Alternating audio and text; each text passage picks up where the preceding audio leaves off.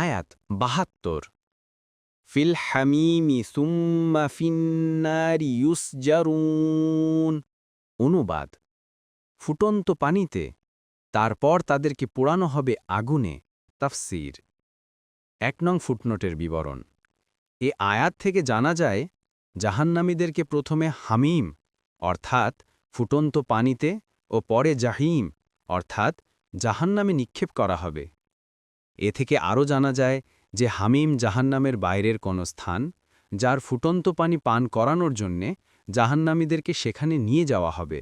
অর্থাৎ তারা যখন তীব্র পিপাসায় বাধ্য হয়ে পানি চাইবে, তখন দোজখের কর্মচারীরা তাদেরকে শৃঙ্খলাবদ্ধ করে টেনে হেঁচড়ে এমন জায়গায় নিয়ে যাবে, যা থেকে টকবগে গরম পানি বেরিয়ে আসছে।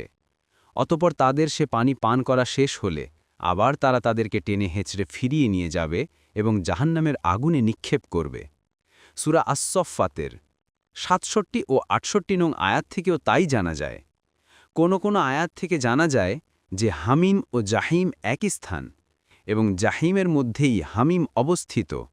আয়াতটি হচ্ছে, হাযিহি জাহান্নামুল্লাতী ইউকাযযিবু বিহাল মুজরিমুন ইয়াতুফুনা বাইনাহা ওয়া বাইনা হামিমিন আন।